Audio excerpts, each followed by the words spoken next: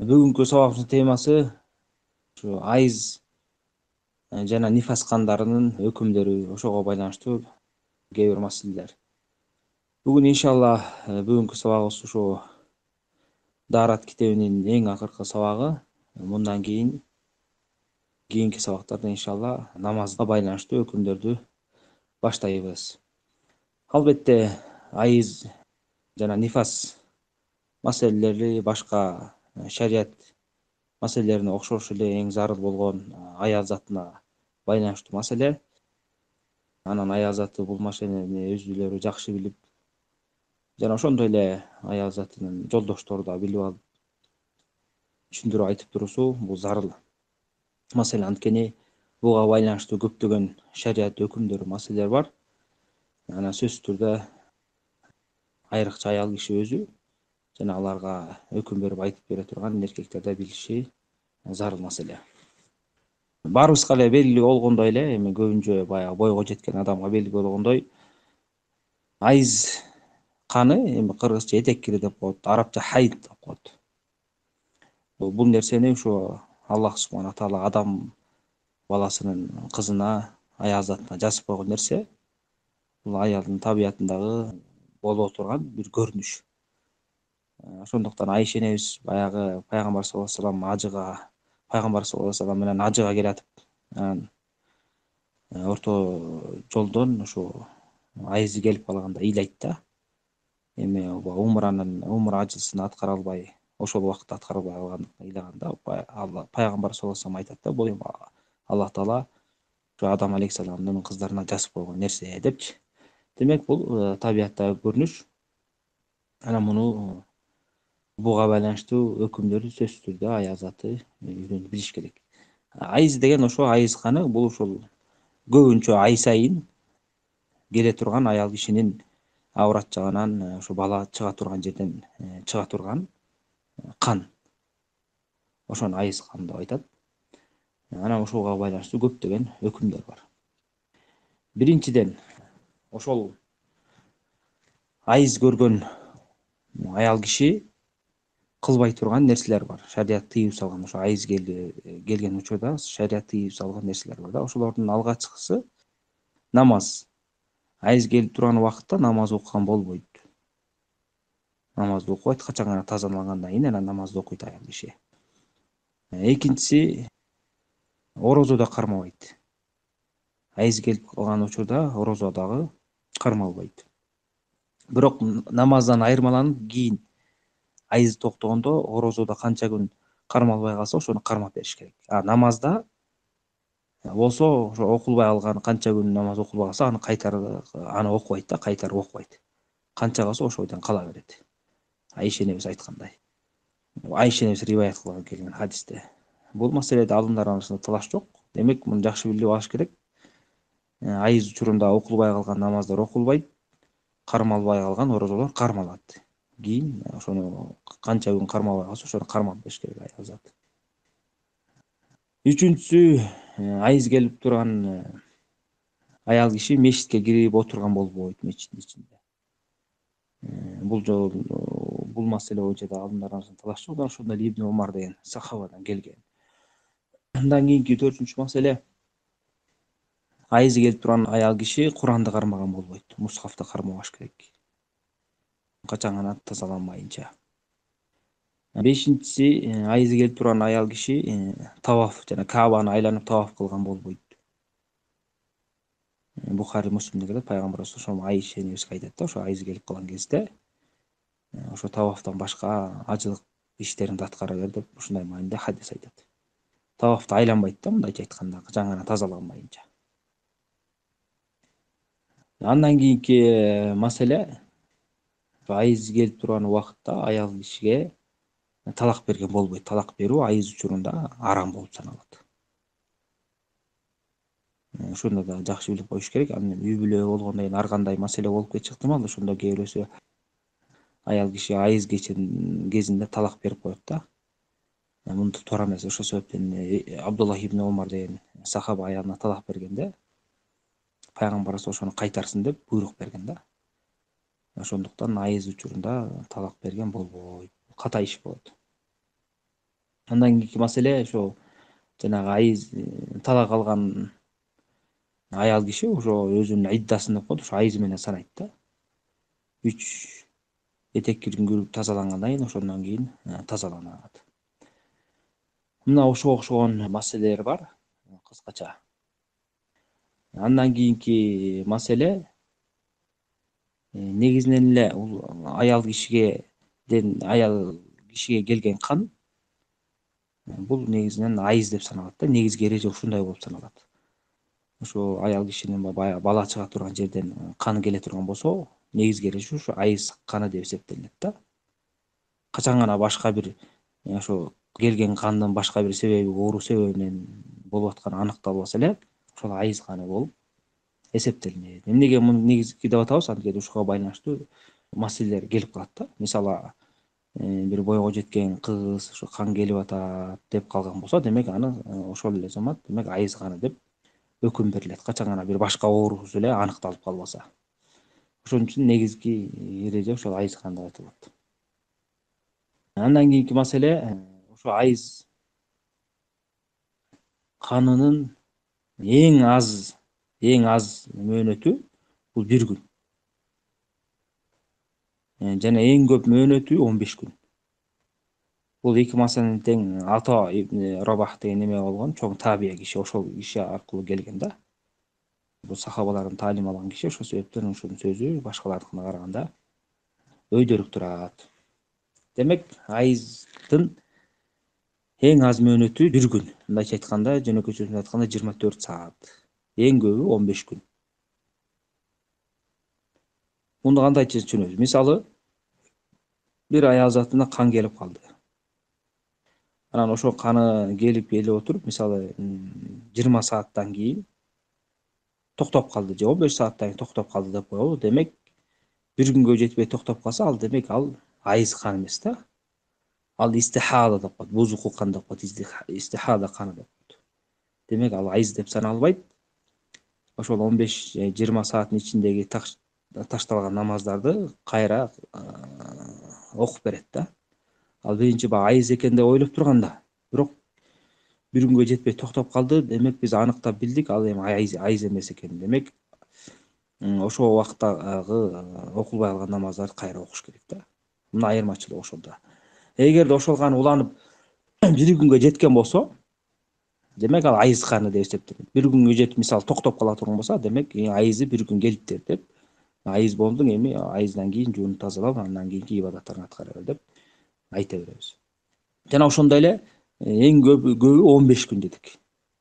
Демек, 1 күндөн 15 күнгө чейин айыз болуп эсептелинет. 15 күндөн аша турган болсо, демек 15 күндөн кийинкилер бул истихада болот. Же болсо дагы бир маселе бар, ошо адат 15 күндөн ашып кеткен болсо, адатына карап, ошонун адатынан кийинки күндөр дагы истихада болуп туралат. Бирок эң негизги маселе ушуну билип алыш керек, азын көбүн. Экинчи маселе, мисалы, андан кийинки маселе, мисалы, бир айызы келип туруп, анан тазарып, экинчи айыз келгенге чейин канча атайын белгиленген мөөнөт барбы деген суроо келет да. Негизи бул талаш маселе, бирок туурасы Аллах алам, мөөнөтү жок, чектелген. Эми аял кишинин өзүнүн табиятына жараша да. Кээ бирөөсүнүн каны келип токтоп, жарым күндөн кийин же 1 күндөн кийин кайра келе бериши деле ыктымал. Демек, киши кандын келишине байланыштуу болот. Ошондуктан эки айыздын ортосунда атайын чектелген тазалык мөөнөт жок. Иши кан келсе, демек айыз деп эсептелинет, кайра айтылган келе берген болсо. Жана ошондой эле жогору чеги да жок, мисалы.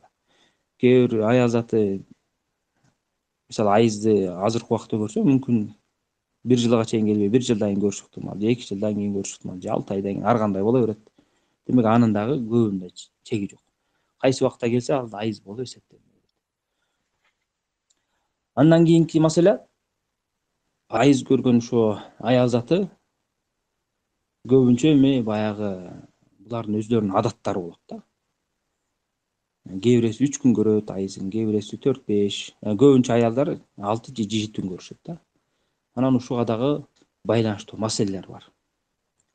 Мисалы, жана жогорку маселеде айтып кеттик, аял кишинин айызынын эң аз мөөнөтү 1 күн, эң көп мөөнөтү 15 күн дедик, Анан мисалы бир аял затына айызы келди дейли.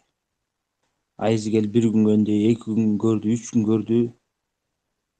Анан дагы эле токтобой 15 күнгө чейин жетти, анан 15 күндөн да ашып кетти. Ошондо кандай маселе пайда болот? Анан бул жерде мындай маселе бар. Ошол айызы келгенден баштап 15 күнгө чейин кадимкидей айызым келип атат деп эле күтүп жүрө берет. Айыз сыяктуу. Анан 15 күндөн өтүп кеткен болсо, ошо өтөр замат дароо жуунуп, гусул алып, тазаланып туруп, анан карайбыз. Эми мурунку өтүп кеткен намаздар кандай болот? Бул ашыкча 15 күндөн ашып кеткенден кийин биз бул кан баягы бузуку кан экенин билдик, истихада экенин, айыз эмес экенин. Эми кандай иштерди аткарыш керек аял заты? Бул жерде мындай болушу ыктымал да. Ошол аялдын өзүнүн адаты болушу ыктымал. Мисалы 3 күн келген, же 6 күн келген, же 7 күн келген. Анан ошол адатына карайт, эгерде адаты болгон болсо. Мисалы адаты 5 күн келет эле. Анан бирок 5 күндөн ашып 15 күнгө чейин жетип, андан да ашып кетти. Демек 15 күндөн ашкандан кийин биз билдик, бул аялга келип аткан кандар бузуку кан болгон, жана 5 күндөн кийинкиси бузуку кан болгон, истихада каны болгон деп туруп, ошо 5 күндүктү айыз канынан деп эсептейбиз, 5 күндөн ашканын истихада деп эсептейбиз. Анан ошондон 5 күндөн кийинки окубай алган намаздарын кайталап окуп бериш керек. Анткени биз аныктадык да, демек бул бузуку кан келип аткан экен, бул айыз кан эмес экен депчи. Мына айырмачылык, мына маселе ушул жерде билинип калат. Эгерде мисалы адаты 5 күн болуп, анан 6, 7, 9 деп мисалы 14 күн же 15 күн болгондо токтоп калса, анда айыз экен деп эле, айыз деп эсептеп эле, кийинки жуунуп тазалап, кийинки ибадаттарын улап кете берет, аркасында кылчайып карабай эле. Анткени айтып кеттик да, айыздын эң көбү 15 күн депчи. Ошо 15 күнгө чейин баары тең айыз болуп саналат.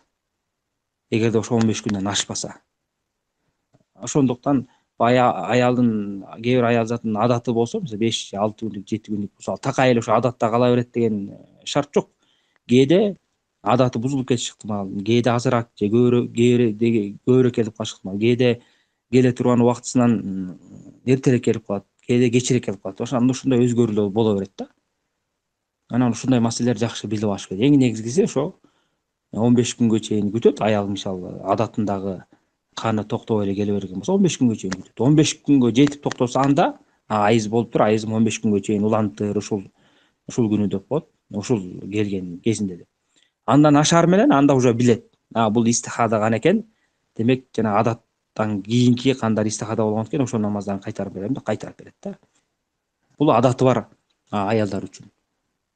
Эми кээ бир аялдар адаттарын билбейт, же болбосо унутуп калат, же болбосо башынан эле айырмалай албайт. Мисалы кээде аз келет, кээде көп келет, ушинтип жүргөн аялдар бар. Алар кандай кылат? Алар үчүн тамиз деген, айырмалоо деген маселе бар да.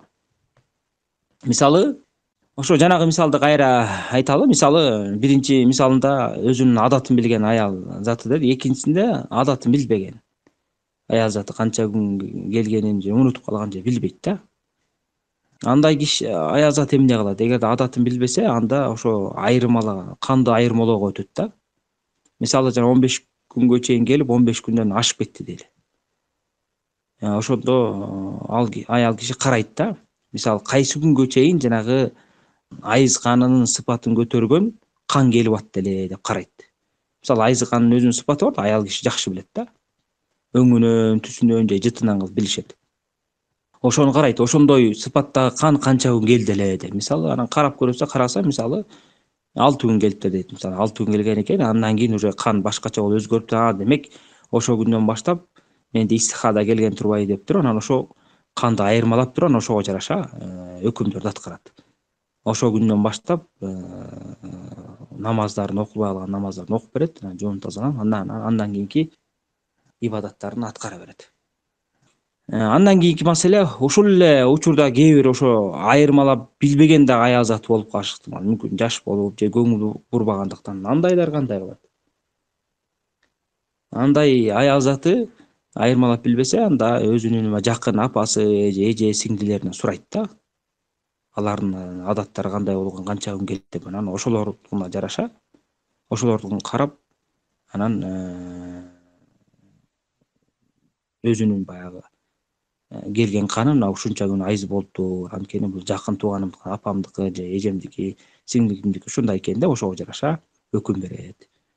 Эгерде жакын туугандар жок болуп калса, анда эмне кылат десе, анда төртүнчү түрү, андай аял заты ошо жалпы көбүнчө аялдардын адатына карайт. Көбүнчө аялдардыкы эми 6 же 7 күн болот да. Ошону карманат, ошого 6 күнгө жакыныраакпы, өзүнүкү же 7 күнгө жакыныраакпы, ошентип аракет кылып сураштырып, анан ошого жараша аракетин көрөт. Мына ушул маселелерди эле кыскача жакшы түшүнүп алган болсоң, иншалла баягы айыздынга байланыштуу көптөгөн маселелерди билип алат. Андан кийинки маселе, ушу айыз учурунда дагы бир маселе калып кеткен экен, башында айтып койсом болмок экен. Аял киши менен эркек киши кошулган болбойт. Муну дагы билбеген эркектер аял заты болуп калышы ыктымал да. Айыз учурунда жыныстык катнаш кылбаш керек. Алла Таала Куранда Бакара сүрөсүндө айткан. Алар тазаламайынча аял затына жолобогула деген. Кошулган болбойт. Кошулган болбойт деген мааниси жанына жатпай эле кой деген маани эмес. Аял кишинин жанына жатып, кучактап, эркелетип, өп, же кармап ушундай мамилелер кыла берсе болот, бирок да жанагындай түзмө-түз жыныстык катнашты кылбаш керек да. Ошол нерсе тыйынган. Жанагындай жанында жатып, кармалап, өп, ушундай нерселер болсо уруксат берилген. Пайгамбар саллаллаху алейхи айткандай, никеден башкасынын баарын кыла бергиле деген. Никеден башкасын деген ошо жыныстык катнаштан кылбай эле башкасын кыла бергиле деген. Биздин баягы исламдагы эң жакшы артыкчылык мурунку жанагы еврейлер ошо аял затына айыз келгенде аларды бөлүп, тамак кошо алар менен жебей кошо отурбай бөлүп койчу да. Исламда андай жок. Исламда аял киши, айызы келген аял киши кадимкидей эле үй бүлөсүнө аралашып, күйөөсүнүн жанында жүрүп, эркелеп, тамагын жасап, кийимин жууп, ушундай мамилелердин үстүндө жүрө берет. Кээ бир жахилдер бар, мисалы аял кишиси тиги этеккер келип калса, аялын тамак жасаба деп колунан тамак ичпей, бөлүп, сен ушундай кылба, мага жасап бербе, дааратым жок деп ушинтип айткандар бар да. Ушундайларды угуп калган. Булар негизи надандар, илим алып окубагандар да. Болбосо аял киши кадимкидей эле үйүндө баягы оокатын кылып, тамагын жасап жүрө берет. Керек болсо Алла Тааланы зикир кылып, зикирлерди айтат, мактоолорду айтып жүрө берет. Болгону жанагы жогоруда айтылып кеткен нерселерден тыйынып, намаздан тыйылып, орозодон тыйылып жүрөт. Андан башка нерселерди аткара берет. Мына ошондуктан бул маселени дагы билип алыш жакшы. Андан кийинки маселе, мисалы кээде жана айтып кетпедикпи, аял кишинин негизги келе турганы айыз каны болуп саналат депчи. Анан кээде кээ бир аялдардын тазаланышы ар кандай болот да. Мисалы айыз каны бүтөйүн деп жакындап калганда, кандын өзү эмес, ошо кан аралашкан бир күрөң же сары түстөгү өңдөр чыгат да. Ошо айыз канына эле улай эле. Мунун өкүмү кандай деп кээ бир аял кишилер билбей калышы ыктымал. Эгерде ошо айыз канын эле улай эле келип аткан сары өңдөгү же күрөң өңдөгү түстөр болсо, ал айыз болуп саналат да. Айшенебиз ушундай фатва берген да, аялдар келип сураганда, шашылбагыла качан гана ак суюктукту көрмөйүнчө деп ушундай фатва берген. Жана ошого окшогон эле дагы бир маселе бар. Мисалы айыз келип ошо аял кишинин, анан айызы токтоп, анан токтоп бүткөндөн кийин, анан эгерде ошондой сары же күрөң түстөгү өңдөр келип калса, суюктар келип калса, анда ал айыз болуп саналбайт да. Анткени Умму Атия деген ошо сахаба аял айткандай, биз ошо пайгамбарыбыз убагында ошо айыздан кийин, тазалануудан кийин ошо саргыч, күрөң болгон ушу өңдөрдү көрсөк, аны биз айыз деп эсептечү эмеспиз деп айткан бар да. Муну дагы ошол жакшы биле турган маселе. Мына ушу менен негизги айызга байланыштуу маселелер бүттү. Анан ошол жана истихадага байланыштуу бир маселе калып калды. Жана истихада каны деп айтпадыкпы? Бул деген жанагы ошо айыз каны эмес, ошо ден соолуктун начарлыгынан, оорунун себебинен келе турган истихада каны депчи. Анан кээ бир аялдар ушундай болуп калат негизи. Анан аял кандары токтобой келе баштайт да. Анан ошонун истихада экени аныкталгандан кийин кээ бирөөсүнүкү такай уланып келиши ыктымал, кээ бирөөсүнүкү 2-3 күн келип токтоп ар кандай сүрөттө келет да. Иши кылып кандай келсе дагы ал ошо истихада каны келип аткан аялдар ар түрдүү болуп калышы ыктымал. Мисалы жанагы айызы бүтүп туруп, анан айыз менен улай эле истихада келип калышы ыктымал. Демек айызы бүтөр менен жуунат тазаланат, гусул алат, айыздан тазаланыш үчүн. Анан истихада кан үчүн андан кийин ушуну ар бир намаз сайын дааратын алып намазын окуй берет. Мисалы такай эле бир аял затым келип турат дейли, каны бузуку кан, истихада каны. Ошо канын менен кандай ибадат кылат? Ошо намаздын убактысы келгенде дааратанат, ошо менен намазын окуй берет. Болгону жанагы кийими булганып калбасын деп, ошо канды тосо турган нерселерди колдонуп коюш керек. Анан башка ибадаттарын уланта берет. Ар бир намаз убактысы келген сайын дааратын алып, анан ибадатын жасай берет. Мына ошо менен иншалла негизги истихада менен хайызга байланыштуу маселелерди билип алдык. Андан кийинкиси нифас маселесинде. Нифас деген бул эмне? Нифас деген эми арабча сөзү. Нифас деп ушул жана аял киши төрөгөндөн кийин келе турган канды нифас деп айтабыз да. Мунун өкүмдөрү ошо көп эле жанагы айыздын канына окшош да. Айыз канында эмне кылбаш керек болсо, нифас канында деле ошондой нерселерди кылган болбойт. Ошол нерселерден аял заты тыйылат. Анан аял киши баягы төрөөрүнө жакындап калган кезде төрөөрүнүн алдында кан келип калышы ыктымал да. Ошонун өкүмү кандай? Бул эки түрдүү болот. Эгерде ошол келип аткан кан толгоонун натыйжасында төрөөнүккө жакындап толготуп же кыйналып, толгоо башталып атып анан келип калган болсо, ошонун натыйжасында демек ал истихада каны болот да, бузуку кан болуп саналат. Ошо даараты бузулуп калса, ошо дааратын алып, анан намазын окуй берет. Дагы эле токтобой келе турган болсо, ар бир намаз сайын дааратын алып окуй берет. Экинчи түрү боюнда бар, төрөөрүндө аз калды, бирок эч бир толгоонун төрөй тургандан эч бир белгиси жок, жөн эле кан келип калды. Жөн эле кан келди. Демек биз аны хайыз деп эсептейбиз. Жана башында айтпадыкпы? Негизги келе турган кан бул хайыз деп эсептелет да. Демек ошондой толгоонун эч бир себеби жок эле кан келип калса, ага биз аны хайыз деп эсептейбиз. Мына ошону дагы жакшы билип алыш керек. Бул маселе эмнеден чыгып атат? Мисалы алымдардын арасында талаш маселе бар да, боюнда бар аял айыз канын көрөбү деген маселе бар да. Кээ бирөөсү айтат, кээ бирөөсү көрөт же көрбөйт деп. Бирок ошо көрбөйт дегенге тыйган нерсе жок. Эми аял киши болгондон боюнда болсо деле кээ бир аялдарда келип калышы ыктымал. Албетте көбүнчө келбейт негизи, боюнда бар аялга айыз каны келбейт да, бирок келип калышы ыктымал. Эң негизгиси келсе эле ошол айыздын өкүнү алып, ошого жараша жана шарият өкүмдөрүн карманат. Эми андан кийинкиси ошо нифастан төрөгөндөн кийинки канга өтөлү. Ошо нифас деп айтып кеттик, ага байланыштуу бир маселени айтып кеттик. Нифас ошо төрөгөндөн кийинки келген кан, мунун аз өлчөмүндө чек жок. Бирок көбүндө чек бар. Көбү 40 күн да, 40 күндөн ашпайт. Азында чек жок. Мисалы мындай, мунун мааниси, мисалы бир аял төрөп, каны 1 же 2 күн же 3 күн келип деле токтоп калышы ыктымал да. Главный токтосо эле болду да. Бирок 40 күнгө чейин уланышы ыктымал, бирок 40 күндөн ашпайт. 40 күндөн ашып кетсе, демек ал бузук кан да, ал нифастын канын албайт. Мына бул боюнча ошо нифас канынын немеси 40 күн деген боюнча эмне? Ибн Аббастан келген. Бул жөнүндө дагы алымдардын арасында талаш жок. Азында болсо чек жок. Качан келип токтосо эле болду. Мисалы ар кандай болот. Кээ бир аялдык 10 күндө же 15, 20, 30 күндө келип токтой берет. Ошо токтоп бүтөр замат жуунуп тазаланып, анан ибадаттарын аткарыш керек. Намазын окуп берип, намазын окууланыш керек. Орозосу кармалбай калган болсо, орозосун кармаш керек. Анан экинчи маселе, мисалы бир аял кишинин ошо төрөттөн кийин каны, мисалы 15 күнгө келди дейли, 15 күндөн кийин келип токтоп калды. Анан ал токтогон турбай деп жуунуп тазаланып, ибадатына кириш баштагандан кийин 1-2 күндөн кийин кайра кан келип калды.